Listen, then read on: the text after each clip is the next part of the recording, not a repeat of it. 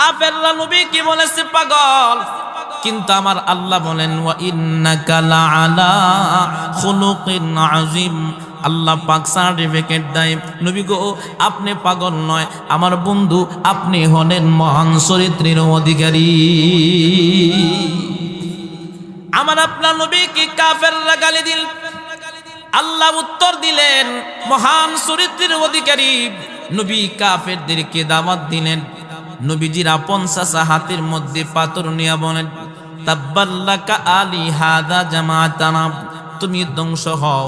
আমার রাসূলকে এই কথা বলার পরে আল্লাহ পাক উত্তর দিলেন না না, আমার বন্ধু ধ্বংস হবে না।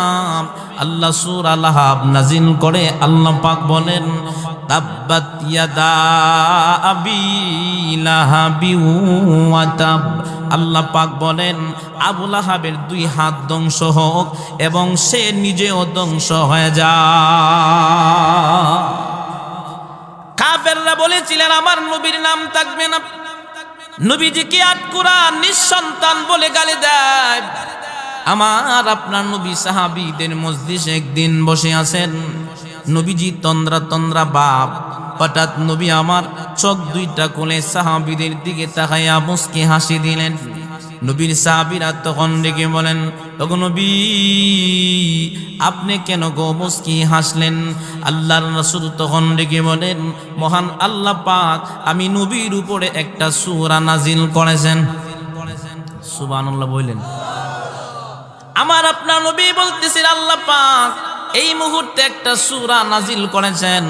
আমার রাসূল তখন সূরাটা তেলাওয়াত করলেন ইন্না আ'তাইনাকাল কাউসার ফাসাল্লি লিরাব্বিকা ওয়ানহার ইন্না শানিআকা হুয়াল আবতার। আল্লাহর রাসূল তখন তরজমা করেন, সাহাবীদেরকে শোনাইছেন। আল্লাহর রাসূলকে আল্লাহ পাক সূরাতুল কাউসার নাজিল করে আল্লাহ সান্ত্বনা দেয়। আল্লাহ এই সূরাতুল কাউসারের প্রথম আয়াতে আল্লাহ কি বলেন ইন্না আ'তাইনাকাল কাউসার, নিশ্চয় আমি আপনাকে কাউসার দান করেছি। সাহাবীরা তখন ডেকে বলেন নবী গো হাউজে কাউসার কি? আমার নবী তখন ডেকে বলেন এটা জান্নাতি একটা নহর। আমার রাসূল তখন সাহাবীদেরকে বর্ণনা দিচ্ছেন জান্নাতি নহর বলতে হাউজে কাউসারের পানির এমন অবস্থা হবে। আমার রাসূল বলেন হাউজে কাউসারের পানি দুধের চাইতে আরো সাদা, বরফের চাইতে আরো ঠান্ডা, মধুর চাইতে আরো মিষ্টি গো। কেউ যদি হাউজে কাউসারের পানি এক পেয়ালা পান করে আর জিন্দেগিতে কোনোদিন তার পানির পিপাসা লাগবে না।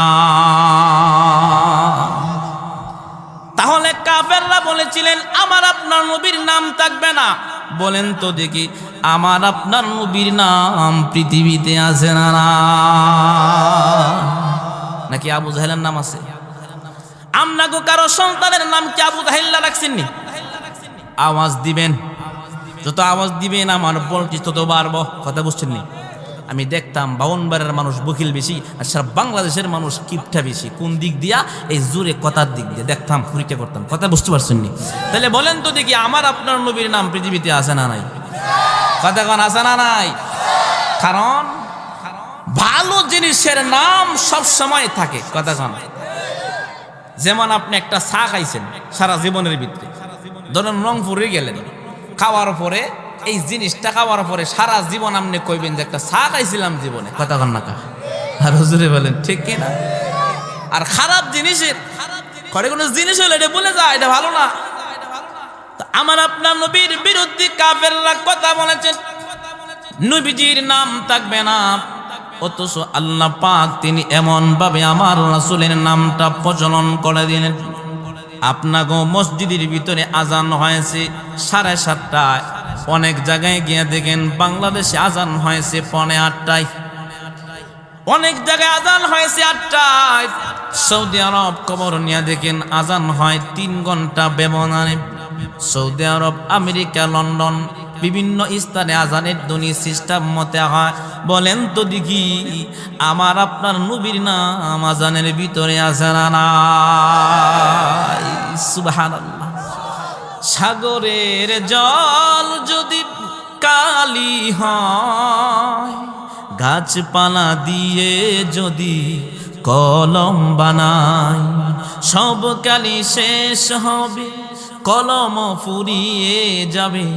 সব কালি শেষ হবে, কলম ফুরিয়ে যাবে। শেষ হবে না লেখা আমার নবীর শান, শেষ হবে না বলা আমার নবীর গুণগান।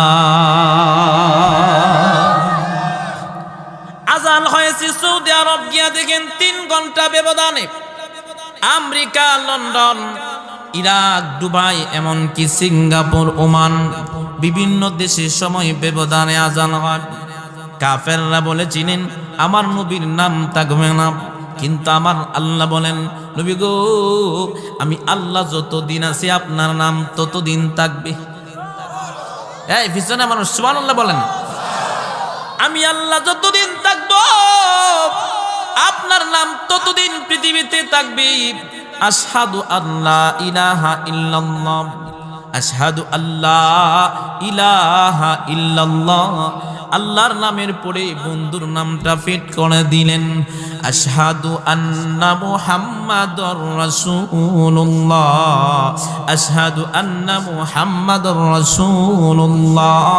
এই 24টা ঘন্টায় একটা দিন একটা রাতে 24 ঘন্টায় সম্পূর্ণ 24 ঘন্টায় একদিন আমরা গণি। আমার নবীর নাম আল্লাহ পাক প্রত্যেকটা সেকেন্ডে সেকেন্ডে হাওয়ার মধ্যে আল্লাহ বাজাইতেছি। প্রাণের মদিনা বলেন, কথা কন না কা? প্রাণের মদিনা আমার সোনার মদিনা, প্রাণের মদিনা আমার সোনার মদিনা। সব বলিব কিন্তু তোমায় বলতে পারি না, বলবো না বলিনি বলতে পারি না। আমার সোনার মদিনা আমার প্রাণের মদিনা, সোনার মদিনা আমার প্রাণের মদিনা। কথা বলেন না কেন? এই জন্য যুবক ভাইরা আমার, আপনাদের কাছে আহ্বান। আমার মনে হয় আর জীবনে আপনাদের সাথে আমার সাক্ষাৎ নাও হইতে পারে। নবী আমার এমন নবী, নবীর নাম দুনিয়াতে আজকে আছে, কিয়ামত পর্যন্ত পৃথিবী যতদিন থাকবে, এমনকি আল্লাহ যতদিন থাকবে নবীর নামও ততদিন থাকবে। কথা বলেন। আমার আপনার নবীর নাম পৃথিবীতে থাকবে না, কাফেররা বলেছিলেন। আজকেও আছে, এমনকি অতীতেও ছিল, আজকেও আছে। একেবারে যতদিন আল্লাহ থাকবেন ততদিন আমার আপনার নবীর নাম থাকবে। আজকেও কিছু অন্ধ নাস্তিক আছে, তারাও মনে করে এই পৃথিবী থেকে আলেমদের নাম উঠে যাবে। কথা কেন? আর জোরে বলেন। অথচ নাস্তিকদের চোখ অন্ধ, সামনে পর্দা। যেমন মাঝে মাঝে আলেমদের বিরুদ্ধে কথা বলে। আলেমরা কি জানে? আপনারা গ্রামের মানুষ, সরল মানুষ, কারণ গ্রামের মানুষই জান্নাতি বেশি দেবে। হুজুর কি কন? কারণ গ্রামের মানুষ আলেম ভক্ত, মাদ্রাসা ভক্ত, মসজিদ ভক্ত। মাতেন না কেন? আর জোরে বলেন ঠিক কিনা? গ্রামের মানুষ এমন, মোবাইল যদি বাউদে ধরে উল্টা। কথা কান না কা? সরল মানুষ। তো আপনারা ফেসবুক হাতান না, জানো না। তো আপনাদের কাছে আমাদের কাজ হলো মেসেজগুলা আপনাদের কাছে জানাইয়া দেওয়া। জানেন ওরা বলে কি যে নাটকের মঞ্চগুলো আজকে গানের মঞ্চগুলো ওয়াজ মাহফিল দখল করেছে। আচ্ছা বলেন তো দেখি, এটা বাংলাদেশের জন্য ভালো না খারাপ? আচ্ছা যদি একটা গান হইতো তাহলে গান কি ফসলের জন্য রহমত? ফসলের জন্য রহমত, মানুষের জন্য রহমত। তার মানে কেমন তার সিরা। তারা আবার বলে কি আলেমরা কি জানে? আমরা বলি আলেম ওলামারা যা জানে তোমাকে 14 গোষ্ঠী তা জানে না। কথা কন না কা? জোরে বলেন ঠিক কিনা বলেন। আজকে তারা আলেমদের বিরুদ্ধে কথা বলে। এমন কি শুধু কি তাই, তারা আবার আলেমদেরকে সিস্টেম করে নির্যাতন করে আলেমদের নাম তারা নিচু ফেলতে চায়। কিন্তু তারা আজকে বুঝে না যে আলেমদের ইজ্জত আর সম্মান একেবারে আল্লাহর জান্নাত পর্যন্ত। তারা আবার বলে কি আমরা শিক্ষিত। তা আমরা বলি তোমরা কি শিক্ষিত? দুর্নীতির আঁকড়ায় বসে জাহির করে জ্ঞান, কলম দিয়ে কামায় টাকা আবার ধরে সাধুর বান। শিক্ষিত শয়তান। আপনারা কই দিব আমার সাথে? কথা কন না কা? ওরা শিক্ষিত শয়তান, ওরা শিক্ষিত শয়তান, ওরা শিক্ষিত শয়তান, ওরা শিক্ষিত শয়তান। দুর্নীতির একরায় বসে জাহির করে জ্ঞান, কলম দিয়ে কামায় টাকা আবার ধরে সাধুরবান। শিক্ষিত শয়তান, ওরা শিক্ষিত শয়তান। ওরা হলো দেশের লাগি মহামারীর মতন, ফাইলে কলম টেকাইয়া করে তারা নির্যাতন। আরো জোরে বলেন, ঠিক কিনা বলেন? মাথার গাম পায়ে ফেলি সন্তানদেরকে মানুষ করে একজন রিস্কাওয়ালা। কতক্ষণ রাতের বেলা গভীর রাত্রে না ঘুমায়া 12টার পরে যায় সিরিয়াল ধরে 500 টাকা ইনকাম করার জন্য ছেলেকে লেখাপড়া করায়। যখন চাকরির জন্য যায় তখন ডাকাতরা বলে কি চা খাওয়ার জন্য 7 লাখ টাকা লাগবো। বাংলাদেশের ডাকাতদের দরকার নাই। কথা বলেন, ঠিক কিনা বলেন? ওরা হলো দেশের লাগি মহামারীর মতন, ফাইলে কলম টেকাইয়া করে তারা নির্যাতন। ঘুষের টাকায় ওদের বুড়ি হইতেছে টান টান। ওরা শিক্ষিত শয়তান, ওরা শিক্ষিত শয়তান, ওরা শিক্ষিত শয়তান, ওরা শিক্ষিত শয়তান।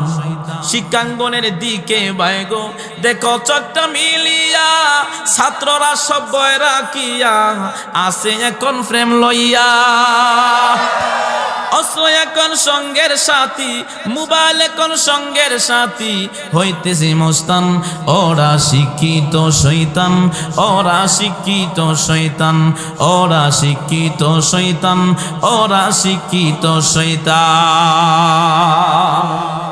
আজকে ওরা আলেমদের থেকে আপনাদের কি দূরে সরাইতে চায়, অথচ তারা আলেমদের শত্রু, জনগণের শত্রু, আর আলেমরাই হচ্ছে জনগণের বন্ধু। কথা কয় না কা? তার প্রমাণ আমি দিই। যখন আমরা নামাজ পড়াই মসজিদে তখন দোয়া করি, আল্লাহ আমাকে মা বাবার মাফ করুন, আল্লাহ আমাদের পরিবারকে মাফ করেন, আল্লাহ বিশেষ করে সমস্ত পৃথিবীর মুসলমানদেরকে শান্তি দেন। সুবহানাল্লাহ বলবেন না? দোয়া করছি না করছি? আজকে দেখেন তারা আলেমরা যে ফুতোয়া দেয়, এই ফুতোয়ার বিরুদ্ধে আজকে বিভিন্ন ভাবে মানুষের ঈমান নষ্ট করতে চাচ্ছে। যেমন একটা বর্তমানে 7 ক্লাসের বইয়ের ভিতরে একটা ঘটনা চালু করে দিয়েছি, শরীফ থেকে শরীফা। কতক্ষণ? তার মানে বাবাজিরা আমি আপনাদেরকে বুঝাই, শুনেন। বাংলাদেশে একটা আইন চালু করতে চায় নাস্তিকরা, যে মেয়ে বিবাহ, ছেলে ছেলে বিবাহ। এটাকে আপনারা দিবেন? কতক্ষণ দিবেন? পিছনে মানুষ বলেন দিবেন? কথা বলেন দিবেন? তারা বলে তারা জ্ঞানী। কয়েক বছর আগে কয়ে কি মানুষ নাকি বানর থেকে সৃষ্টি হয়েছে।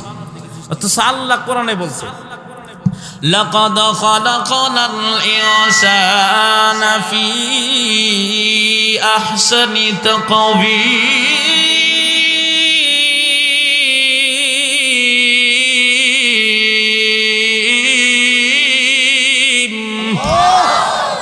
আল্লাহ বলেন সবচেয়ে সুন্দর করে মানুষ বানাইছে। আর হেতে কয় কি বানর থেকে মানুষ সৃষ্টি হয়েছে। আমার কথা শুনেন, আমার দিকে তাকান, আঙ্গুল কয়টা? আমার দিকে মনোযোগ দেবেন। মোবাইল টোবাইল ধরলে কিন্তু খবর আছে। কথা বলেন, ঠিক নেই? তো শরীফ থেকে শরীফা একটা ঘটনা বইয়ের ভিতরে চালু করে দিয়েছে। বাংলাদেশে একটা আইন চালু করতে চায় মেয়ে বিবাহ, ছেলে ছেলে বিবাহ। উদ্দেশ্য ভালো না, ছোট্ট একটি গল্প বলে আপনাদেরকে আমি বুঝাইতে চাই মেসেজটা। সেটা হচ্ছে, এক শিয়াল মামা পাহাড়ের উপরে গিয়ে উঠছে। শিয়াল মামা পাহাড়ের উপরে গিয়া বলতেছেন, ও মুরগির দল তোমরা কোথায় আছো? তোমাদের সাথে আমার একটা পার্সোনাল কথা আছে। ডাক দিয়ে বলতেছেন, ও হাঁসের গোষ্ঠী তোমরা কোথায় আছো? তোমাদের সাথে আমার একটা পার্সোনাল কথা আছে। পাহাড়ের টিলার উপরে দাঁড়াইয়া ডাকতেছে হাঁস আর মুরগিকে। দুলদল যখন ডান আর বাম পাশে দাঁড়ায় গেলেন, তখন শিয়াল মামা কানো দয়রা কয়, তোমাদেরকে কত নির্যাতন করলাম, তোমাদেরকে কত কষ্ট দিলাম, আজ থেকে তওবা করছি, আর জীবনও তোমাদেরকে আমি আর কষ্ট দিব না। আমরা একসাথে বসবাস করব, আমরা একই ঘরে থাকবো। কথাটা বুঝছেন? শিয়াল মামা যখন এমন করে কান ধরলেন, হঠাৎ করে মুরগি ডাক দিয়ে বলতেছেন, ও হাঁসেরা শোনো। মামা শুধু কান ধরা নাই, চোখ দিয়া পানি আসতেছে। মামুর কথাটা কি বিশ্বাস করা যায় কিনা? কথাটা বুঝবেন। তখন মুরগি বলতেছেন যে মামুর চোখ দিয়া পানিও আসতেছে। কথাটা কি বিশ্বাস করন? যা খাস বলতেছে, শুধু মামু কান ধরছে না, মামুর চোখ দিয়া পানিও পড়তেছে। এক মুহূর্তে তখন বিশ্বাস করে, তখন মামু বলতেছেন আমার ঘরটা কেমন, তোমরা একটু দেখে আসো। যখন এই কথা বলছে তখন সব হাসার মুরগি ভিতরে ঢুকছে, শিয়াল বাহির দিয়া দরজাটা লাগাইয়া দিছে। দরজা লাগাইয়া বলতেছে আমার বাসনটা ছিল মতলবওয়ালা বাসন। কেন? আমি যখন জোয়ান ছিলাম তখন তোমাদেরকে থাবায়া ধরতে পেরেছি, আর এখন বুড়া হয়ে গেছি, দৌড় দিতে পারি না, থাবায়াও তোমার ঘরে ধরতে পারি না। এখন তোমাদেরকে কলে কৌশলে তোমাদেরকে ভিতরে ঢুকাইলাম, তোমরা আরামে থাকতে থাকো, আমি আবার বাহিরে বিশ্রামে থাকি, একটা একটা করে সিরিয়াল টু সিরিয়াল খাবো।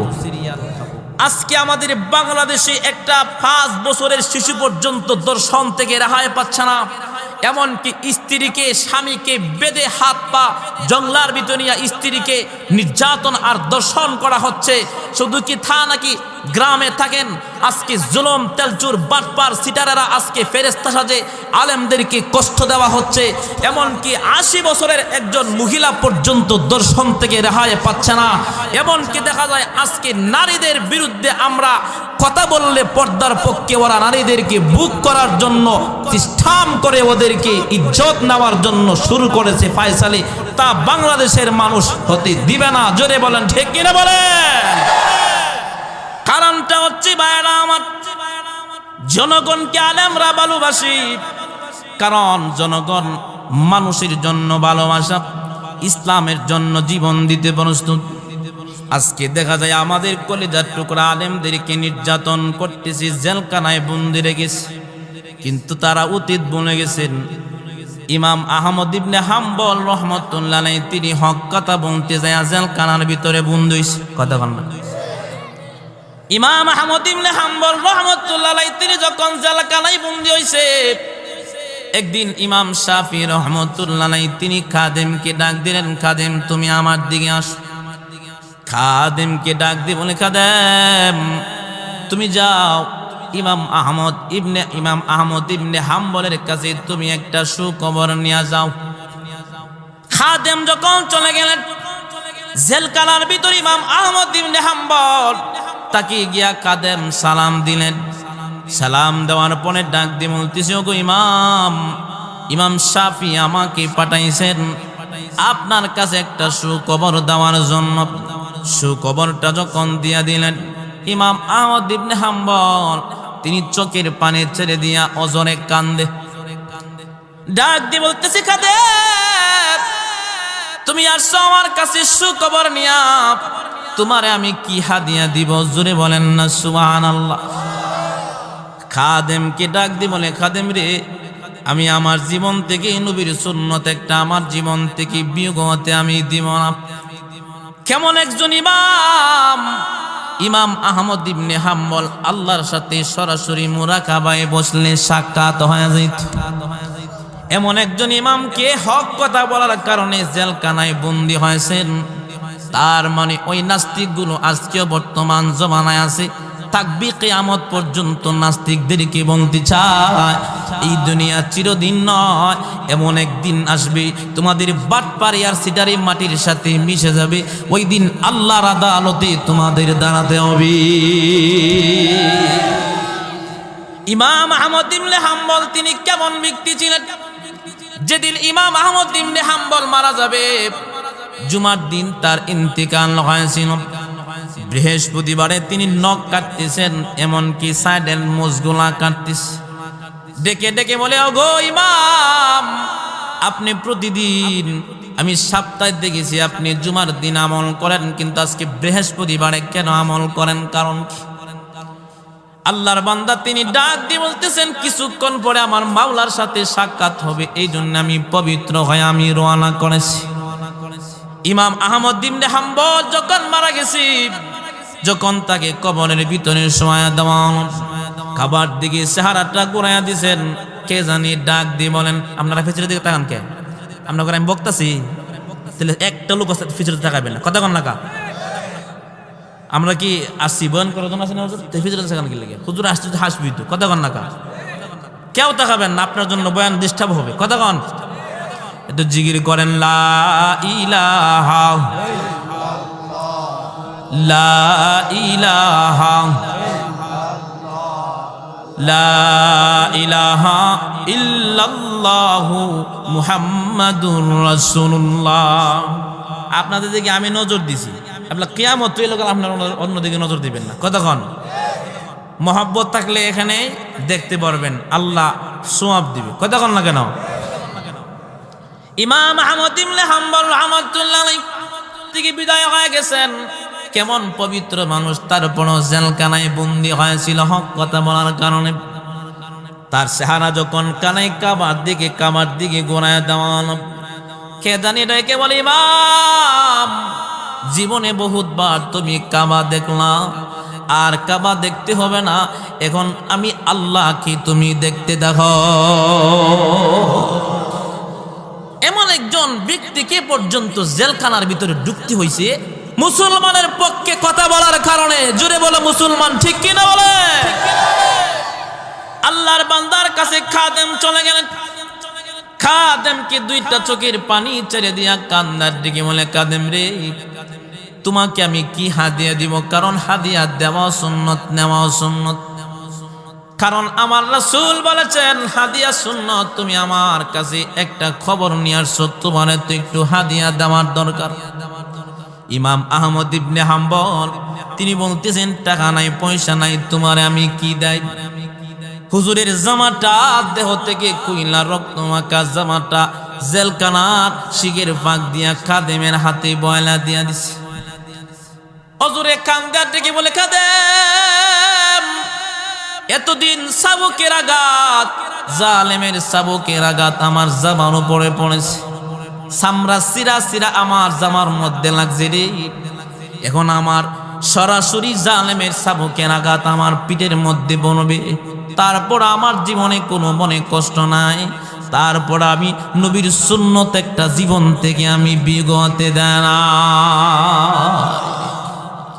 খাদেম আবার যাবা লইয়া কান্দে আর ইমাম শাফির দিকে রওনা করেছে।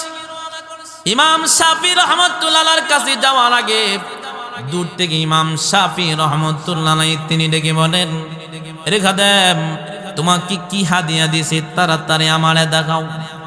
খাদেম তখন ডেকে বলে, গো ইমাম, আমারে যে হাদিয়া দিবে আপনি কেমন করে জানলেন? ইমাম শাফি রহমতুল্লাহ আলাইহি তিনি কান্দার ডেকে বলেন, তিনি তো এমন একজন জিন্দা আশিকে রাসূল, তার জীবন যাইতে পারে তবু নবীর সুন্নত একটা জীবন থেকে বিয়োগ হতে দিবে না। খাদেমকে বলতেছে, এই তোমাকে কি হাদিয়া দিও, তুমি আমারে দেখাও। খাদেম জামাটা যখন বাহির করে দিলেন, ইমাম শাফি রহমতুল্লাহ আলাইহি তিনি হাতের মধ্যে নিয়ে ঘরে চলে গেলেন। কিছুক্ষণ পরে জামাটা খাদেমকে ফেরত দিয়ে দিলেন। খাদেম তখন অবাক হয়ে ইমাম শাফি রহমতুল্লাহ আলাইহির দিকে তাকায়া বলেন, ওগো ইমাম, আপনাকে আমি জামা দিলাম শুকনা, কিন্তু জামাটা ভিজা কেন? কারণ ইমাম শাফি রহমতুল্লাহ আলাইহি তিনি ডেকে বলেন, আরে খাদেম, আমি একজন জিন্দা আশিকে রাসূলের রক্ত মাখা জামাটা আমি ভিজাইয়া একটা বোতল পানি আমি রেখে দিলাম। যেদিন আমি ইমাম শাফি মরে যাব, ওই দিন যেন আশিকে রাসূলের পানিটা দিয়া আমার পানির সাথে আমার গোসল করাই। হতে পারে আশিকে রাসূলের পানির বরকতি মহান আল্লাহ আমি ইমাম শাফিকে আল্লাহ মাফ করতে পারি। তো পবিত্র মানুষ হয়ে জেলখানায় ঢুকেছে, তারা অতীত বলে গেছে। আজকেও জনগণের পক্ষে, ইসলামের পক্ষে জীবন দিতে প্রস্তুত আলেম ওলামারা একজন আলেমকে জেলখানায় বন্দী করবে, লাখো আলেম মুসলমানের দরদি হয়া ইসলামের হক কথা বলতে যাইয়া ফাঁসির মঞ্চে ঝুলবে। জুড়ে বলে মুসলমান ঠিক কিনা বলে? কারণটা হচ্ছে কাফেররা বলেছিলেন নবীজির নাম থাকবে না, কিন্তু একজন হাফেজে কোরআনের কত দাম। আল্লাহ হাসরের দিন বলবে না, এই এমপি তুমি আমার সামনে পড়ো। একজন কোটিপতিকে আল্লাহ বলবে না, তুমি টাকাটা গণো। একজন হাফিজ কোরআনকে আল্লাহ পাক ডেকে বলবেন, ইকালু, আল্লাহর রাসূল বলেন, ইকালু লিসাহিবিল কোরআন, ইকরা ওয়ারতাকি ওয়ারাতিল কামা কুনতা তুরাতিলু ফিদ দুনিয়া ফাইন্না মানজিলাকা ইনদা আখিরি আয়াতিন তাকরাউহা। আমার আল্লাহ পাক ওই দিন বলবি, এ হাফিজ কোরআন, তুমি আজকে তাতিল সহকারে কোরআন পড়তে থাকো। তোমার কোরআন যেখানে শেষ হবে সেখানে তোমার স্থান হবে। এই জন্যে আলেম উলামাদের, হাফেজ কোরআনদের ইজ্জত আর সম্মান দুনিয়াতেও, শুধু দুনিয়াতে তাই না, একেবারে আল্লাহর জান্নাত পর্যন্ত। জুড়ে বলেন ঠিক কিনা? তো আমরা আলেমদের পক্ষে থাকবো তো ইনশাল্লাহ। আর ইসলামের বিরুদ্ধে কেউ কথা বললে সব বিষয়ে ছাড় দেওয়া যাবে, ইসলামের বিপক্ষে কথা বললে ছাড় দেওয়া যাবে না। জোরে বলেন ঠিক কিনা বলেন। কারণ বই পাওয়ার কোন বিষয় আছে? ইয়ারমুকের যুদ্ধের ময়দানের ইতিহাস তুলে ধরুন। ইয়ারমুকের যুদ্ধের ময়দানে মাত্র 60 জন সাহাবী যুদ্ধ করতে গেছিল। কয়জন? পিছনে মানুষ বলেন কয়জন? আর ওই দিক দিয়া 60,000 কাফের আসছে যুদ্ধ করার জন্য মুসলমানের বিপক্ষে। তো 60 জন আর 60,000 ওই দিক দিয়া যখন ফজরের নামাজ মাত্র শেষ করলো, আবু উবাইদা ইবনুল জাররাহ রাদিয়াল্লাহু তাআলা আনহু, তিনি হচ্ছেন এই 60 জন সাহাবীর সেনাপতি। 60,000 কাফের হাতের মধ্যে অস্ত্র নিয়ে পোশাক পরে যুদ্ধ করার জন্য আসছিল। ওই দিন বিজয় দান করেছিলেন মুসলমানদেরকে আল্লাহ। সুবহানাল্লাহ বলবেন না? কাফেররা এসে ডাকতেছে, এই মুসলমানেরা, তোমরা নাকি বলো যুদ্ধের ময়দানে শহীদ হয়ে গেলে তোমরা জান্নাতে যাবা?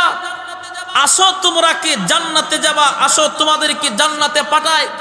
ওই দিন সেনাপতি আবু উবাইদা ইবনুল জাররাহ তিনি তখন দাঁড়ায় বলেছিলেন, এই সাহাবীরা, তোমাদের মধ্যে 60 জন সাহাবীর ভিতরে কে একজন সাহাবী আসো 60,000 কাফেরের বাচ্চাকে একটা তরবার নিয়ে দৌড় দেওয়াইতে পারবা?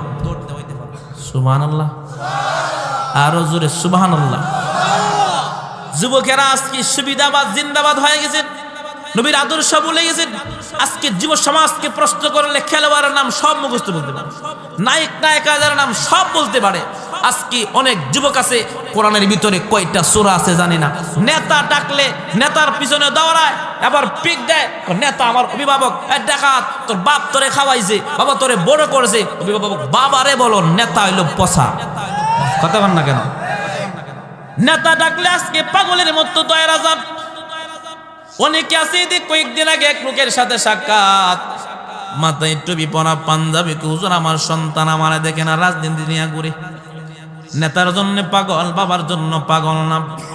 আজকে নেতা ডাকলে দৌড়ায়, অথচ আমার মালিক আল্লাহ পাকের মসজিদ থেকে 5 বার ডাক আসে রে।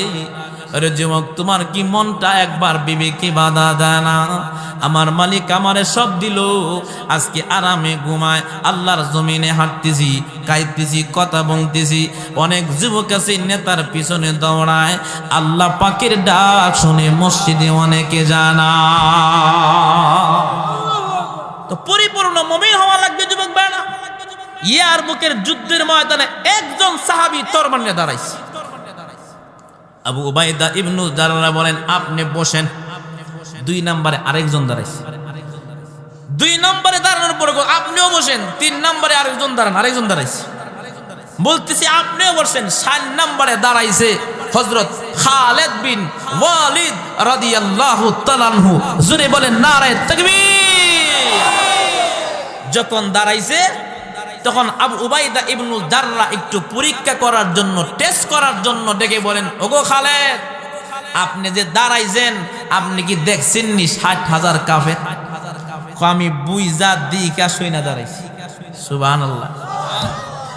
আবু উবাইদা ইবনুল জাররাহ বলেন, আপনি একা যাওয়ার দরকার নাই, আপনারও 59 জন দেয়া দেয়, 60 জন যান। ও মুসলমান, ইতিহাস বললে হবে না। আমাদের কাছে অস্ত্র না থাকতে পারে, কিন্তু আমাদেরকে আল্লাহ অনেক ভালোবাসে। ওই দিন 60,000 কাফেরের বিরুদ্ধে 60 জন সাহাবী চলে গেলেন। আবু উবাইদা ইবনুল জাররাহ যুদ্ধের ময়দানে আসরের নামাজের পড়ে গেছে।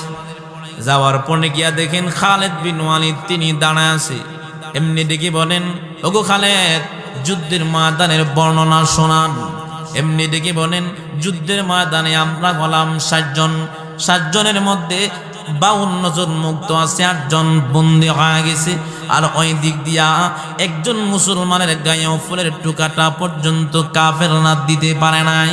60,000 কাফেরের ভিতরে শত শত কাফের জাহান্নামে চলে গেছে। ওই দিন হিরাক্লিয়াস বাদশার কাছে গিয়া বলেছিলেন যে আপনি নরম গুদ্দিত বই আমগরে পাঠাইছেন, বেড়াগিরে যাই বোগা বেড়ালে মাঠে গিয়ে দেখেন। সুবহানাল্লাহ, এটা হাসি হুসি দেন না, সুবহানাল্লাহ বলেন। সোয়াব আসানা নাই, কারণ আমাদের টাকা পয়সা না থাকতে পারে, অস্ত্র না থাকতে পারে, আমাদের সাথে কে আছে? কথা কয় না, কে আছে? তখন কাফেরদের কি বলতেছেন, তোমরা যেভাবে পাগলের মতো পলায়ন করে আসছো, আমার কাছে লাগতেছে তোমাদেরকে যেন বাঘে দৌড়াইয়া দিছে।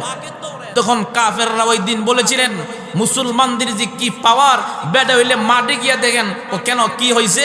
ও সাহাবীদের ভিতরে একজন সাহাবীর এত পাওয়ার, বলতেছে কেমন পাওয়ার? ও খালিদ বিন ওয়ালিদ, তিনি যখন কমর থেকে একটা তরবারি বাহির করে যখন তিনি মাথার উপর দিয়া গুড়ায়, এমনকি তিনি আমাদের উপরে যখন ছেড়ে দেয়, তখন তার জবান দিয়ে একটা তাকবীর বাহির হয়ে যায়, নারে তাকবীর, আল্লাহু আকবারের ধ্বনি যখন মেরে দেয়, আমরা তাকায় দেখি একটা তরবারি, কিন্তু আল্লাহর নাম যখন মুসলমানদের আল্লাহর নাম যখন নেয়া নেয়, আমরা তাকায় দেখি একটা তরবারি 60,000 তরবারি হয়ে আমাদের এক একজনের মাথার উপরে পড়তেছে। ওই দিন হিরাক্লিয়াস বাদশা বলেছিলেন, তাহলে এই পাওয়ারি লোকটাকে আর দুনিয়াতে বাঁচানো যাবে না। আজকেও হক কথা বলে আলেম উলামাদেরকে কলে কৌশলে দুনিয়া থেকে বিদায় করতে চায়, কিন্তু আমরা বলতে চাই এক আলেমকে বিদায় করা হবে, লক্ষ আলেম বাতিলের বিরুদ্ধে দাঁড়িয়ে যাবে। কথা বলেন ঠিক কি না বলেন? এই জন্য বাবাজিরা আমার, আপনাদের কাছে আহ্বান, হাতে পায়ে ধরে বলে যায়, ইসলামের পক্ষে থাকবেন, আলেমদের পক্ষে থাকবেন, কারণ আলেমরা আপনাদের কি বড় ভালোবাসে। আলেম উলামারা আপনাদের জন্য সব সময় দোয়া করে। এই যে আমার রাসূল, আল্লাহ পাক রাসূলকে সান্ত্বনা দিচ্ছেন, ইন্না আ'তাইনাকাল কাউসার। আল্লাহ পাক বলেন, ওগো নবী, আপনাকে নিশ্চয়, আল্লাহ বলেন নিশ্চয় আমি আপনাকে হাউজে কাউসার দান করেছি। আল্লাহ পাক দ্বিতীয় আয়াতের ভিতরে আল্লাহ বলেন, ফাসাল্লি লিরাব্বিকা ওয়ানহার। আল্লাহ পাক বলেন সালাত আদায় করুন, জোরে বলুন কার নামে? তাহলে নামাজ পড়ার দরকার আছে না নাই? আজকে তো অনেক ফিসাব আছে, দেখবেন নামাজের মতো নামাজ নাকি একবার পড়লে হয়। কথা কয় না, আছে না নাই? কথা কন, সেজদার মতো সেজদা নাকি একটা দিলে হয়, আছে না নাই? এক এলাকায় ওয়াজ করতে গেছিলাম, কথাটা শুনেন। হুজুর, আমগোলা কেমন বন্ড ফের আছে, মহিলারা হ্যান্ডশিপ করে, কি করে? মুসাফা করে, এমনকি বুকের সাথে বুক মিলাই। কথা কয় না? এই যে কয়, আমি বলি মিটামন এলাকায় গেছিলাম, তখন বলতেছে হুজুর মহিলা গো আর পুরুষে একসাথে হতে করে। আপনারা কি কন? এমন ডাকাত কি জীবনে কি জান্নাতে দিতে পারে? কথা কন, দিতে পারে? আমার রাসূল বলেন, কালান নবী সাল্লাল্লাহু আলাইহি ওয়াসাল্লাম, আমার রাসূল বলেন, আল মারউ মা'a মান আহাব্বা, যার সঙ্গে যার মহব্বত, তার সঙ্গে তার কিয়ামত হবে। হাসরের ময়দানটা এমন হয়ে যাবে। আচ্ছা, আপনাদেরকে প্রশ্ন করি, সমস্ত পৃথিবীর বন্ড ফির যদি এক পাল্লায় রাখা হয়, যত ফির হক আছে সকলকে এক পাল্লায় রাখা হলে, বলেন তো দেখি হযরত আদম আলাইহিস সালাতু ওয়াস সালামের মতো হবে? কথা কয় না? সকলে হাত তোলেন, ঘুম ভাঙেন। ঘুমটা ভাঙবো, এমন একটা ওষুধ দিব, না না দাঁড়ান আমাকে মালিক। চিন্তা করেন কি আশেক, নারায়ে তাকবীর, একটা মেশিন। কথা বলেন ঠিক কি না? আল্লাহ পাক এই চাচাকে হায়াত দান করুক। আরে ভাই জুড়ে বলেন আমিন। কি কোন ঘুমো ধরছে নাকি? তা সারা রাত আজকে ওয়াজ হইতো, থাকবেন তো? আল্লাহ তো আমার 2টা বাজিব, সমস্যা আছে? কথা কয় না? কথা বল হুজুর, সমস্যা হইব? আল্লাহ আমার সাহেব 2টা বাজাইব, কোনো সমস্যা নাই তো? আল্লাহ হায়াত দান করুক, কোন আমিন। কি জানি বলতেছিলাম, আদম আলাইহিস সালামের মতো সমস্ত পৃথিবীর ফিরকি হবে কঠিন মুসিবতের ময়দানে আদম আলাইহিস সালাম পর্যন্ত বলবে ইয়া নাফসি। হযরত মুসা আলাইহিস সালাম আল্লাহর আরশের কুটি ধরে বৈশা চিল্লায় কাঁদবে আর বলবে মালিক আল্লাহ জাহান্নামের আগুন থেকে তুমি আমাকে বাঁচাও। সুবহানাল্লাহ। এমন কি হযরত জিবরাইল নিজে পর্যন্ত আগুন দিকে ধম করে জমিনে বসে যাবে। ওই দিন ডাক দিয়ে বলবে মালিক তুমি আমাকে বাঁচাও, আল্লাহ তুমি জাহান্নামের আগুন থেকে আমাকে বাঁচাও। তাইলে যারা বন্ড পীর তারা যে কয় তুই আমার কাছে মরি দাও, নামাজ পড়ন লাগতো না, নামাজ মনের পর্দা বড় পর্দা, এমনকি ঘরের পর্দা লাগে না, আমার কাছে মরি দইলে নামাজ রোজা লাগে না, এই কথা কি শয়তানা বিশ্বাস করব? যে বিশ্বাস করবে শয়তান আরো খারাপ কথা কয় না? জোরে বলেন ঠিক কিনা? তাহলে যুবকদেরকে একটা স্টাইল শিখিয়ে দেওয়া যায়। যুবকরা শিখবেন তো, আমিও যুবক, যুব সমাজ ঠিক, এলাকা ঠিক, কথা কয় না? যুব সমাজ বেজাল, এলাকার ভিতরেও বেজাল, কথা কয় না? একটা স্পেশাল একটা টিপস দেওয়া যায় এদেরকে কেমনে সাহায্য করবেন। এক নাম্বার হলো যারা অনেকে আছে মহিলা করে নিয়া হুকুর হুকুর জিকির করে, কথা কয় না? আরো জোরে বলেন। লাড়ি এক কান বানাইলে ইমান, রাজি আছেন তো? খাসা বাসের লাড়ি, কি বাসের, কথা কয় না? কি বাসের লাঠি? খাসা বাসের, শুকনো হইব 6 মাস পর গুনা খায় আর একটা বানাইবেন, কথা কয় না? এক নাম্বার আমি দিয়া যে আপনি করে, এক নাম্বার হলো ওদের কি আলেম দিয়া বুঝাইবেন, যদি না বোঝে তাইলে ফিডা জায়েজ আছে, কথা কন না হুজুর, কথা কন না? কারণ প্রথম শর্ত হইল একজন চুরি করলে, ওই একজন যদি অপরাধ করে তারে বুঝান লাগবো, না বুঝাই ফিডন দিত না, কথা কন না? হুজুর ঠিক নি? আলেম দিয়া বুঝাইবেন, ইসলামের দাওয়াত দিবেন, না এলে দরজা লাগায় ফিরাইবেন, সব হইব, কথা কন কি হইব? কারণ হইল 3 লোকের বিরুদ্ধে মানুষকে সতর্ক করা জায়েজ আছে, কথা কয় না? এক লোক অত্যাচারী শাসক, যেমন আপনি একজন মেম্বার আইসা তেল খাইছে, গম খাইছে, আর একজন 5 বছর পরে দাঁড়াইছি, আপনি যখন গম খারা সুরের বুট দিস না, কথা কয় না? এটা আপনি বেটার বেশি বদনাম করছেন, এটা সোয়াবের কাজ করছেন, কথা কয় না? জনগণের হক বাঁচাইবেন লেগা, কথা কি বুঝতে পারছেন কি? 2 নাম্বার প্রকাশ্য পাপাচারী। আপনার ছেলে 2টা, আপনার পাড়া প্রতিবেশী এক ছেলে গাঞ্জা খায়, তখন আপনি বলবেন কি ওদের কাছে যাইস না, ওরা খারাপ, মদ খাই, নেশা করে, তার মানে এই 2টা জীবন বাঁচাইবার লেগে ওই বেটার বিরুদ্ধে কথা বলছেন, সোয়াব আছে, কথা কয় না? 3 নাম্বার বেদাত।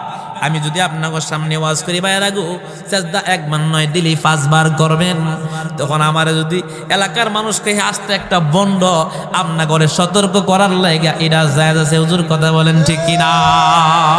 তো আমি তো ভালো কাজ করতেছি, কথা বুঝছেন নি? তো বলতেছিলাম যুবকদেরকে একটা টিপস দেওয়া যায়, লাড়ি এক কান্না বানাইবেন, কথা কন না? আমি কয়েকদিন আগে কোথায় জানি এক মাহফিলে গেছি, তখন মুতাইম সাহেব হুজুর আমার লাগে ওয়াজ গেছে। ভাই সাহেব কি খবর? হুজুর আমার ছাত্রের মা গেছে গা ফিস সাহেবের ভাই 3 দিনের লেগিয়া। কিয়ের লেগিয়া? বলেন কিয়ের লেগিয়া? স্বামীর লেগিয়া জীবনে একদিন ফিডা বানায় না, আসা না এমন দেখাতনি? ফিস সাহেবের লেগে নারকেলের ফিডা বানা, কি ফিডা বানা? দেখবেন সরিষা দিয়া ভর্তা বানাই, শীতল পিঠা তেলের পিঠা বানায়া ফিস সাহেবের লাগে লয়া যায়। কত বড় মতলব ওলার ডাকাত, স্বামীকে একদিন বছরে পিঠা বানায়া দেয় না, কথা কন না কা? ওদের ওই যদিও ওরা জাতে মাতাল তাহলে কিন্তু ঠিক আছে, কথা কয় না? যেমন এক লোকে কষ্ট দিচ্ছে নাকি তা ইনশাল্লাহ গোমর ওষুধ দিব আমরা করে, কথা হচ্ছেন নি? তো এক লোকে কলা বিক্রি করতেছে, কলা কিনতেছে ক্রেতা, তখন মাঝে মাঝে কয়েক কালি কলা দিব, হে 3 না গনে হালিতে, কিরে তুই 3 না গনসকে? ভাই একটু মাথায় একটু সমস্যা। যদি বলেন কি সমস্যা? মাথায় সমস্যা।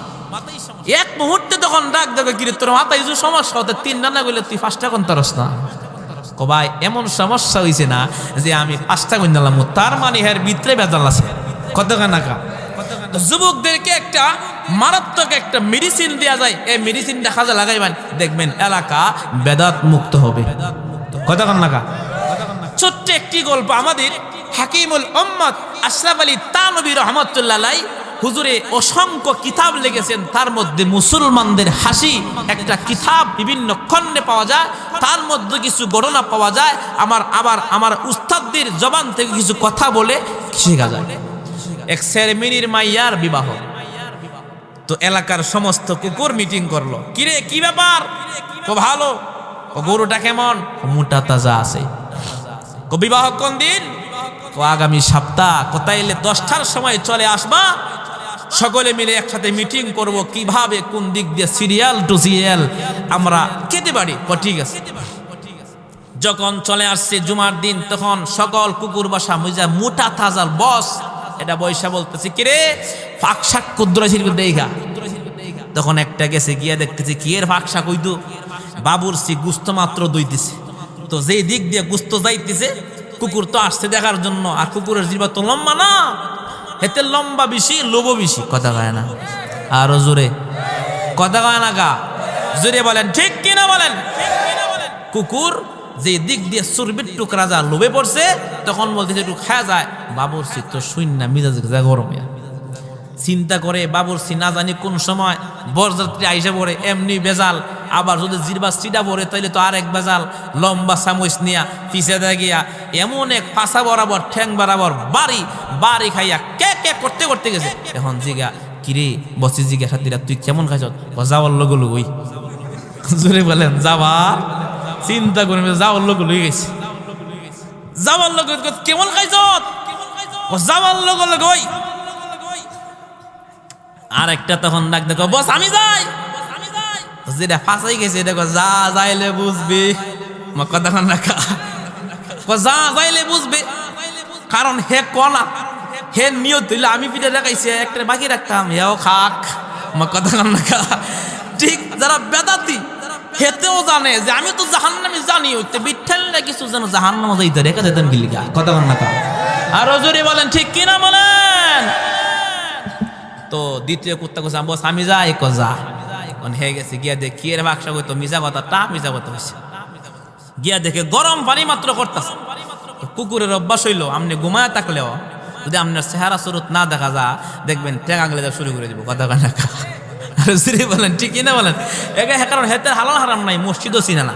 কথা কান্না শতান তো শতানই। এক মুহূর্তে কুকুর বলতেছে বস আমি যাই।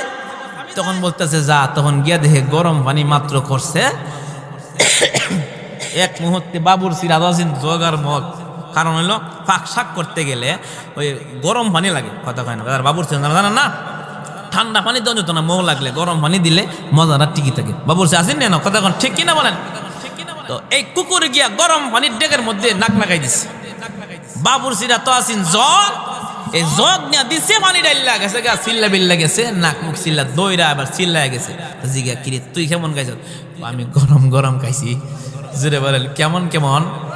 এবেলে গরম গরম। এক মুহূর্তে বস বলতেছে আমি যাই, তোরা যাইস না, এখন আমার সময়।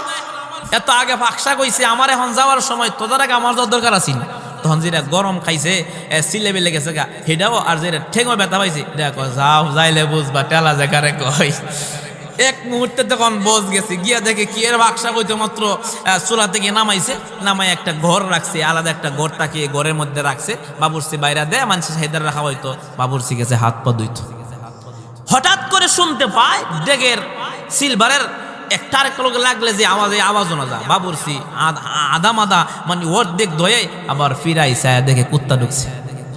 কই এমনি মিজাজ গরম, দুইটারে সার্চ করছি, কুত্তা সার্চ করতে করতে আমার সময় শেষ। লম্বা সময় তো গিরে ধর দুই তিনজন লয়া দরজা লাগে। কি মনে করুন ফাঁসা বরাবর, ঠ্যাং বরাবর, মাথা বরাবর এবারে বাবুই ডাইছে। তো রাস্তা দিয়ে একটু ফাঁক আছেন, বেড়া ভাঙ্গা ফেলাইছে। এখন জিগা বস আপনি কেমন খাইছেন? হে রে তোরা তো খাওয়াইয়া ছাড়ছে, আমার তেমন খাওয়ান খাওয়াইছে, আমার আই তুই দে না। বলেন কি তো দে না, আমারে আই তুইও দে না। তো আমি আজকে বলতে চাই, যারা বলবেন নামাজের মতো নামাজ একবার বললে হয়, তারা আত্মাও বাইন্দা একদিন খাওয়াইয়া তুই দিবেন, তোরা খাওয়ান লাগতো না। মজুরি বলেন ঠিক কিনা বলেন। ওদেরকে আগে আলেম দিয়া দাওয়াত দিবেন, না শুনলে ওদেরকে দরজা লাগাইয়া পিটাইয়া এলাকা পরিষ্কার করবেন। রাজি আছেন তো ইনশাআল্লাহ? কারণ বাবাজিরা আমার গভীর মনোযোগ, শিরিক করা যাবে না। দেখবেন অনেক মা বোনের আছে স্বামীর খেদমত করে না গো, হাতে পায়ে দড়ে বলে যায়, ছোট্ট একটি গুনাহকে গুনাহ মনে করে আমরা ছেড়ে দিব। যুবক ভাই আমার দিকে তাকাতে দেখবেন পিসাবের পায়ের মধ্যে সেজদা করে কতক্ষণ। আজকে অনেক পিসাব কি এমন ভালোবাসি, আমার নবীজিকে এমন অনুসরণ করে না, অথচ আল্লাহ পাক ডেকে বলেন ফাসাল্লি লিরাব্বিকা ওয়ানহার। আল্লাহ পাক বলেন ওগো নবী সালাত আদায় করুন। জোরে বলেন কার নামে? আমার নবীকে আল্লাহ 50 ওয়াক্ত নামাজ হাদিয়া দিছে। কয় ওয়াক্ত? নবী আমার চলে আসতেছেন, আসার পরে হযরত মুসা পয়গম্বরের সাথে সাক্ষাৎ। এমনি তিনি ডাক দিয়ে বলেন ওগো নবী, প্রত্যেক উম্মতের জন্য নবীদের কাছে আল্লাহ হাদিয়া দিয়েছেন। কথা বলেন কেন? কথা নাই, আমার দিকে তাকান। আপনার উম্মতের জন্য আল্লাহ কি দিলেন?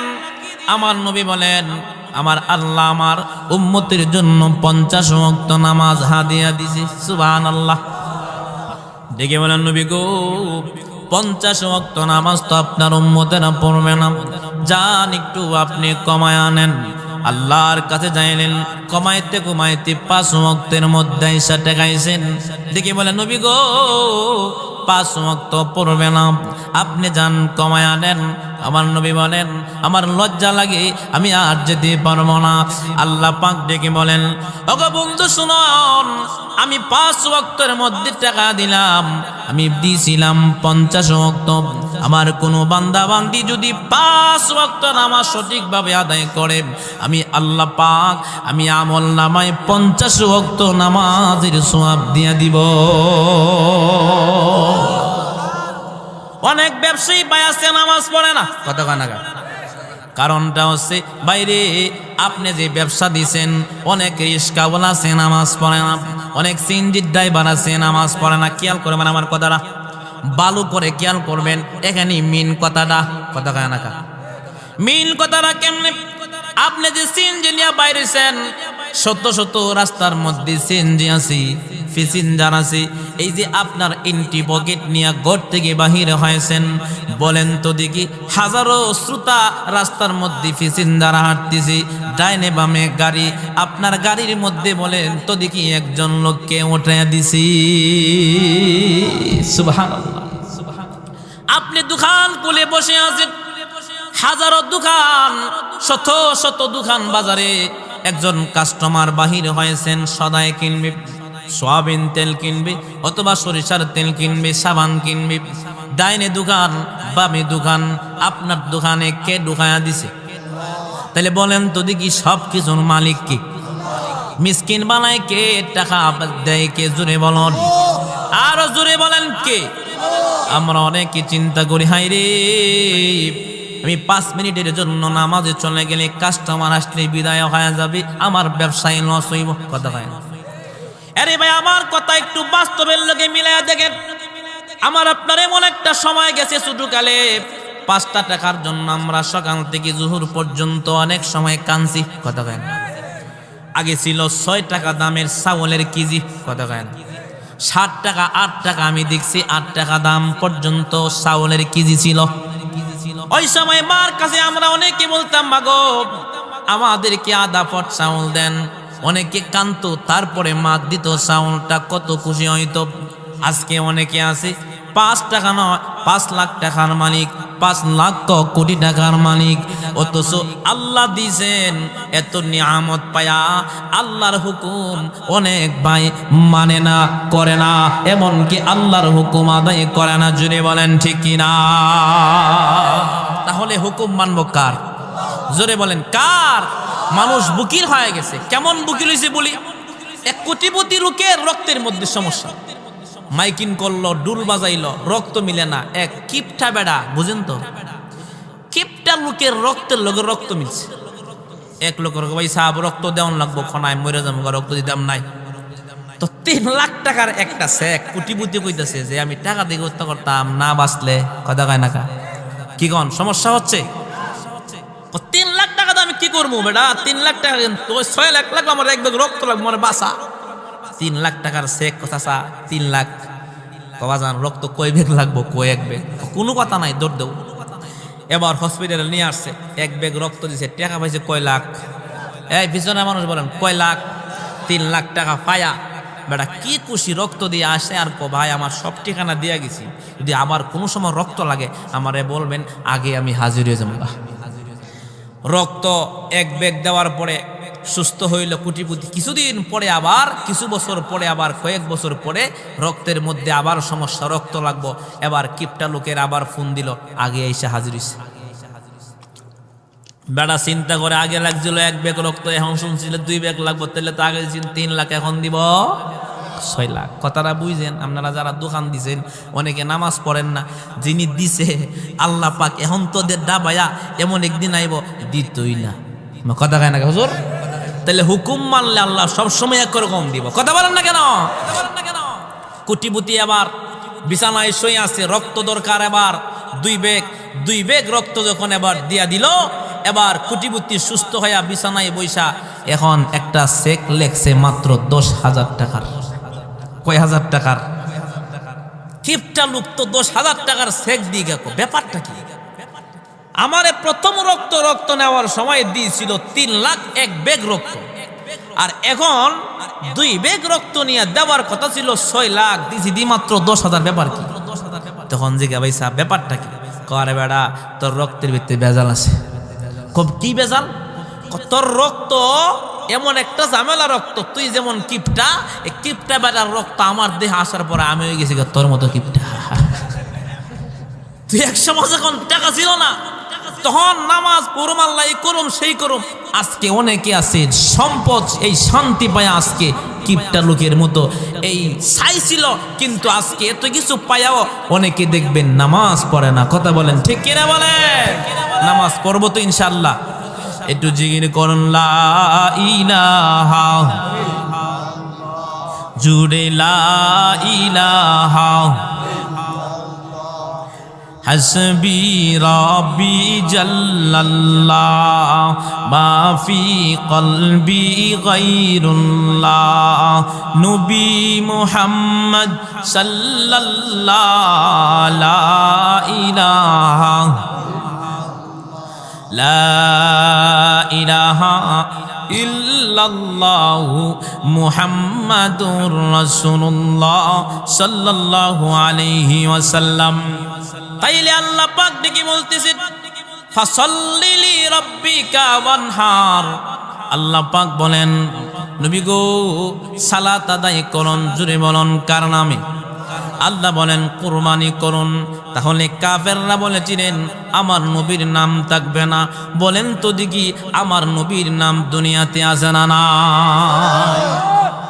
ইহুদি ব্যক্তি তাওরাত কিতাব পড়েন, প্রতিদিন তাওরাত কিতাব নিয়ম অনুযায়ী তিনি পড়তে গেলেন।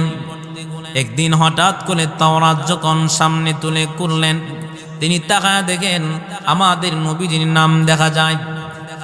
আমার আপনার নবীর নামটা তখন দেখলেন, বুক থেকে পকেট থেকে কলমটা খুলে নবীজির নামটা কেড়ে দিলেন। এইবার যখন 3 জায়গায় কাটছেন, পরের দিন গিয়া কিতাব করলেন। এবার তাকায় দেখতেছেন আমার আপনার নবীর নাম 6 জায়গার মধ্যে লেখা। সুবহানাল্লাহ বলেন। কয় জায়গায় লেখা? এক মুহূর্তে 6 জায়গায় যখন কাটলেন, পরের দিন গিয়া দেখেন আমার আপনার নবীর নাম 9 জায়গার মধ্যে লেখা। এমন করে 9 জায়গায় যখন কাটলেন, পরের দিন গিয়া দেখেন আমার আপনার নবীর নাম 12 জায়গার মধ্যে লেখা। আপনারা কি বয়ান শুনবেন নাকি আমি ছেড়ে দিব? একজন লোক উঠবেন না, যারা বসেন বসেন। আপনারা সকলে বসেন। উঠেন কেন? আপনারা বসছেন, আপনারা বসেন। আসছেন ওয়াজ শোনার জন্য, কথা কন না কেন ভাই? জোরে বলেন, কথা কন ঠিক কিনা? ওয়াজ শোনার জন্য বসবেন, একজন লোক উঠবেন না। কারণ যারা বসবে তারাই হচ্ছে আল্লাহর পেয়ারা বান্দা। কথা কন না কেন? আরো জোরে বলেন ঠিক কিনা বলেন। অনেকে আসছে বক্তা দেখার লাগে আইছে। কথা কন না কেন? আমার দিকে তাকান, কথাগুলি বলি শুনুন, কষ্ট করে আসছি। কথা কন না কেন? আমার আপনার নবীর নাম যখন লেখা, নবীজির নাম 12 জায়গায় কাটলেন। এক মুহূর্তে ইহুদি ব্যক্তি তাকায়া দেখতেছেন নবীজির নাম কালি বাড়ে, নবীজির নাম বাড়ে। তাওরাত কিতাব একজন তাওরাতের বড় আলেমের কাছে চলে গেলেন। এমনি দেখি বলেন, কি ব্যাপার, মুহাম্মদের নাম কাটি শুধু কানে বাড়ে।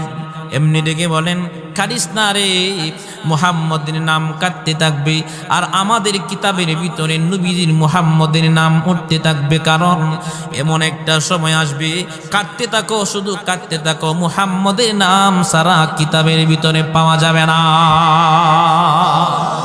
তাহলে বলেন, আমাদের নবীজির নাম আছে না নাই? শুধু কি আছে, আমার নবীকে সাহাবী কেরাম মৃত্যুর সময় একটা নজর দেখার জন্য আল্লাহর কাছে আবদার করেছে। বাহরাইন শহর থেকে নবীজির কাছে 10 জন কাফের আসছে। আয়েশা দেখে বলেন, নবী গো, আপনার কাছে একটা সুখবর নিয়ে আসছে। আমার রাসূল তখন বলতেছেন, কি সুসংবাদ নিয়ে আসছে?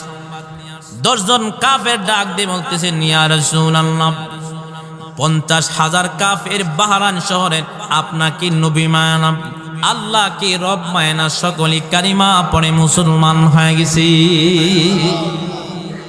10 জন কাফের আইসা নবীদের কাছে বলতেছে, ওগো নবী, বাহরাইন শহরের 50,000 কাফের আপনাকে নবী মেনে, আল্লাহকে রব মেনে কালিমা পড়ে মুসলমান হয়ে গেছে। আচ্ছা বলেন তো দেখি, সংবাদটা খুশির সংবাদ না দুঃসংবাদ? মনের দরজা খুইলে এক ফোঁটা চোখের পানি ফেলেন, আল্লাহ খুশি হইব। দেখেন সাহাবী কেরাম কেমন ছিল। আমার নবীকে তখন ডাক দিয়ে বলেন, আমাদেরকে কয়েকজন সাহাবী দেন, আমাদের দেশের এত মানুষ মুসলমান হয়েছে, নতুন ইসলাম ধর্ম আমরা পারে গেছি, আমরা যেন ইসলাম সম্পর্কে শিখতে পারে, আপনি কয়েকজন সাহাবী দেন। আমার নবী 70 জন সাহাবীর একটা কাফেলা রেডি করলেন, সেনাপতি বানাইলেন হযরত খুবাইব রাদিয়াল্লাহু তাআলা আনহুকে। আমার নবী সরল মনের একজন নবী ছিলেন।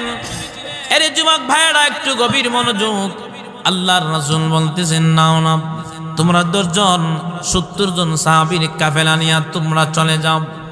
বাহরাইন শহরে যাওয়ার পথে একটা স্থানের নাম হচ্ছে বীর মাউনা নামক একটা স্থান আছে। ওইখানে যখন চলে গেলেন, আমার নবীর কাছে জিবরাইল আগমন করলেন। আয়েশা সালাম দেয়া কই, নবী গো, আপনার কাছে যে 10 জন কাফের বাহরাইন শহর থেকে আসছেন, আয়েশা বলেছেন 50,000 কাফের নাকি কালিমা পড়ে মুসলমান হয়ে গেছে। না গো নবী, না, একটা কাফেরও মুসলমান হয় না গো নবী। আপনার এই আগুনে পুরা সাহাবীদেরকে আপনি যে ইসলাম ধর্মের ভিতরে নিয়ে আসছেন, আপনার কাছে মিথ্যা কথা বলে এই 70 জন সাহাবীকে শহীদ করার জন্য ওরা নিয়েছে। ওগো নবী, 10 জন কাফের যে আয়েশা আপনাকে বলেছে 50,000 কাফের কালিমা পড়ে মুসলমান হয়েছে, তাহা মিথ্যা কথা। আপনার সাহাবীদেরকে ধ্বংস করার জন্য, শহীদ করার জন্য আপনার কাছে মিথ্যা কথা বলে সাহাবীদেরকে নিচে। আপনি এক কাজ করেন, আপনি ছোট একটা সিটি লেখেন, সিটি লেখা এই সিটি কোনো সাহাবীরে দিয়া আপনি পাঠাইয়া দেন, সেনাপতি হযরত খুবাইবের হাতে যেন দিয়া দেয়, আর তারা যেন সকলে আপনার প্রিয় সাহাবী আপনার কাছে চলে আসে। সুবহানাল্লাহ বলবেন না? দেখেন কেমন ইমানের হালত। নবী তাড়াতাড়ি একটা সিটি লিখছে, সিটি লিখা ডাক দিয়ে বলতেছেন, সাহাবীরা, তোমাদের মধ্যে কে এমন একজন আছে আমার সিটি কানা নিয়ে যাইতে পারবা? এর যুবক ভাইয়ের আমার, আমি আর তুমি তো নামাজই পড়ি না, অথচ সাহাবীরা কেমন ছিলেন, ঈমানের উপরে কেমন অটল ছিলেন। আল্লাহ পাক নিজে কোরআনুল কারীমের ভিতরে আল্লাহ বলেন, আল্লাহ তাখাফু ওয়ালা তাহজানু ওয়া আবশিরু বিল জান্নাতিল্লাতী কুনতুম তুআদুন। অনেক যুবক আছে দেখবেন মোবাইলের মধ্যে গান চালু করে ঘুমায় যা, কথা গানা গায়, অটো চালায়, দেখবেন ডান্সার আওয়াজ বাজাইয়া অটো চালায়। এ যুবক, তুমি তো মুসলমানের সন্তান, তোমার দিলে কি এতটুকু ভয় নাই? তোমার প্যাসেঞ্জার তোমার গাড়ির মধ্যে 5 জন বসা, আরো প্যাসেঞ্জার গাড়ি গিয়ে দেখো একজন প্যাসেঞ্জারও পায় না। তোমার আল্লাহ তোমারে 10 টাকা করে 5 জন প্যাসেঞ্জার 50 টাকা দিল, তুমি কত বড় ডাকাত, তুমি তারপরও গান শুনতেছো, আল্লাহর জিকির করো না। অথচ সাহাবীরা কেমন ছিল চিন্তা করেন। অনেক যুবক আছে দেখবেন রাতের বেলা ডান্স বাজায়া মুরব্বীদের ঘুম হারাম করে। কথা কয় আরো জোরে বলেন। বিয়ার অনুষ্ঠানে তো এখন ডান্স না বাজাইলে ফেডের ভাত জমায় না। কথা কয় না। আজকে বাংলাদেশে বেশিরভাগ পাওয়া যায় ডিফুজওয়ালা নারী। আগে এলাকার ভিতরে একটা কুইজা পাওয়া যাইত না। কথা কন। তখন হুজুর দোয়া করবেন, বিভিন্ন দেশ থেকে ফোন দেখে হুজুর আমার স্বামী থেকে বিদেশে আমার কোনো দেখাশোনা করে না। তখন চিন্তা করে দেখলাম এই বড় বড় বক্স বাজায় যে বরকত দিয়ে দিছে, বরকত জ্বালা মারছে। কথা কয় নাকা আরো জোরে কন নাকা। আর আগের মুরব্বীরা কইতো 7 নদী পার হইয়া আমগো শ্বশুর বাড়িতে গেছি গা। কথা কয় না। আর এখন বিয়ার পরে যৌতুকের লাগে বড় ফিডায়, এমনকি পছন্দ হয় না ফিডায়। তখন যে ডাকাত ভাই ডাকাত বাবা বড় বড় তাবিজ বাজাইছে, এই বরকতের টেলা মারছে, আল্লাহ বরকত নষ্ট করে দিছে। কথা বলেন ঠিক কিনা? ডান্স বাজা কত বড় ডাকাত হে। কথা কন নাকা আর জোরে বলুন। বোনেরে ভালোবাসে, তুই বোনের বেড়া তুই জীবন ধ্বংস করে দিছ। কথা কন নাকা। আজকে থেকে কেউ বক্স বাজাবে না মিয়া, বুঝো না দিকে বাজাও মিয়া। কথা কয় নাকা। বোনেরে ভালোবাসে, তুই ডাকাত। কথা কন। তুই আস্ত ডাকাত, তোর বোনের বিয়াতে তুই বক্স বাজায় কি দিছ? এ জায়গাটা নাফাক বানাই দিছ। কথা কয় নাকা। ওয়াদা করেন আর বাজাইবেন। আমার বোনের বিয়া মানছে রাধা না, তুই গুরু খাওয়াইয়া মাইক লাগাইয়া তুই মানছে রেখো ভাই আরে খাইয়ান দিলে বেটাগিরি। কথা কয় নাকা। বেয়াদব অনেকে আছে দেখবেন বোনের বিবাহের মধ্যে বক্স বাজায় 3 দিন আগ থেকে মুরব্বীরা বদদোয়া দেয়, আল্লাহ গজব পড়ুক। কথা কয় নাকা। বাবাজিরা কথা কন ঠিক কিনা বলেন। তারপরে কি করে? আল্লাহ দিল বরকত, আল্লাহ নারাজ হয়, এই বিয়ার ভিতরে আর বরকত থাকে না। হুজুর কথা কন নাকা। আজকে থেকে 1 নাম্বার সালাম দিবেন বউরে, 2 নাম্বার ওয়াদা করেন আজকে থেকে কোনোদিন কোনো বাড়িতে বিয়ার অনুষ্ঠানে বক্স বাজবে না। হাত তুলে ওয়াদা করেন, ওয়াদা করেন। নারায়ে তাকবীর। আল কোরআনের আলো। রাজি আছে তো ভাইয়ারা? আপনারা খুব ভালো আমি জানি ব্রাহ্মণবাড়িয়ার মানুষ, আপনারা বাজাননি কি কোন? বাজাইবেন? বাজাবো না ইনশাল্লাহ। তো বলতেছিলাম কি, আমার নবীর সাহাবীরা কেমন ছিলেন? বাহরাইন শহরের থেকে আসলেন 10 জন কাফের। আমার নবী 70 জন সাহাবী দিয়া দিলেন। জিবরাইল কয় নবী গো 70 জন সাহাবীকে শহীদ করার জন্য নিস। আমার নবীকে ডেকে বলেন নবী আপনি একটা চিঠি লেখা সাহাবীদের উদ্দেশ্যে পাঠায়া দেন। ও যুবক ভাই একটু চিন্তা করুন তারা ইমানের উপরে কেমন হাল ছিল।